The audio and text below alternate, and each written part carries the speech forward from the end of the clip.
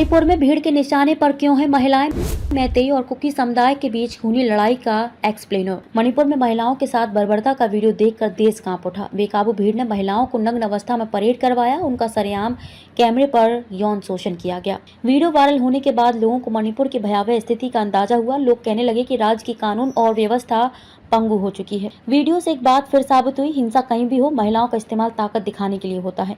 महिलाओं के शरीर को शक्ति प्रदर्शन का जरिया बना लिया जाता है। हमारे सहयोगी द टाइम्स ऑफ इंडिया ने संपादकीय पेज पर आज मणिपुर से जुड़े 2 एनालिसिस छापे हैं। हैदराबाद यूनिवर्सिटी में समाजशास्त्र के असिस्टेंट प्रोफेसर होइनिलिंग सिडलहो ने हिंसा में महिलाओं को निशाना बनाए जाने की वजह समझाई है। वहीं राष्ट्रीय अनुसूचित जनजाति आयोग के पूर्व सचिव राघव चड्ढा बताते हैं कि मैतेई समुदाय को एसटी में शामिल करने का फैसला क्यों गलत है। मणिपुर हिंसा के कारणों में विस्तार से जाते टीओआई की इन 2 एनालिसिस का सार जानिए।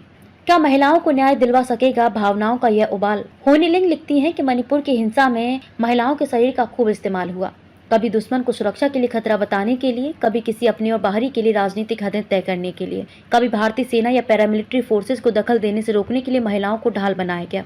असिस्टेंट प्रोफेसर ने विभिन्न घटनाओं का हवाला किया। नगा वुमेन यूनियन का आरोप है कि 24 मई को 4 महिलाओं को एक गाड़ी में जबरन उतारा गया, उनके कपड़े फाड़ दिए गए और सामान तहस नहस कर दिया। अपने लेख में वे कहती हैं कि महिलाओं के खिलाफ अलग अलग अपराधों में प्रतिक्रिया अलग अलग रही। इसी वजह से मणिपुर में कुछ लोगों का राज्य सरकार पर से भरोसा उठ चुका है कि वह न्याय करेगी।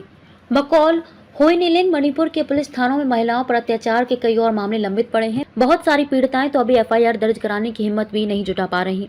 मणिपुर के वीडियो पर जो भावुकता का उबाल आया है, उससे पीड़िताओं को न्याय दिलाने की दिशा में ठोस कानूनी कार्रवाई होनी चाहिए। उससे लोकतांत्रिक व्यवस्था में विश्वास बहाल होगा। क्या मैतेई को एसटी में शामिल करना भूल? पूर्व आईएएस राघव चंद्रा लिखते हैं कि मैतेई को जनजाति दर्जा देने वाले मणिपुर हाईकोर्ट के फैसले को कानूनी कसौटी पर परखना चाहिए।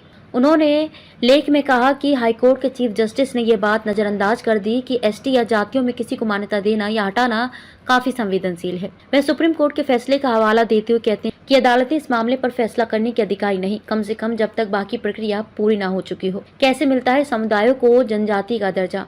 चंद्रा के अनुसार संविधान ने अनुसूचित जनजाति की सूची में बदलाव का कोई पैमाना नहीं तय किया है।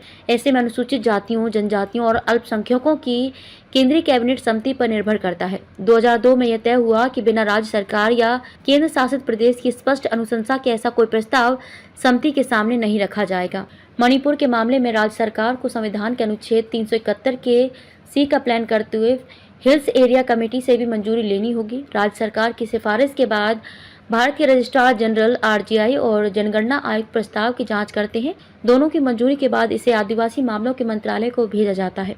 फिर अनुसूचित जनजाति के लिए बना राष्ट्रीय आयोग एनसीएसटी प्रस्ताव के तकनीकी पहलुओं पर विचार करता है। अगर एनसीएसटी प्रस्ताव को खारिज कर देता है तो प्रक्रिया वहीं खत्म हो जाती है। एनसीएसटी की सिफारिशों को मान लेने पर ही प्रस्ताव कैबिनेट के सामने भेजा जाता है। वहां से मंजूरी मिलने पर संसद में संशोधन प्रस्ताव लाया जाता है।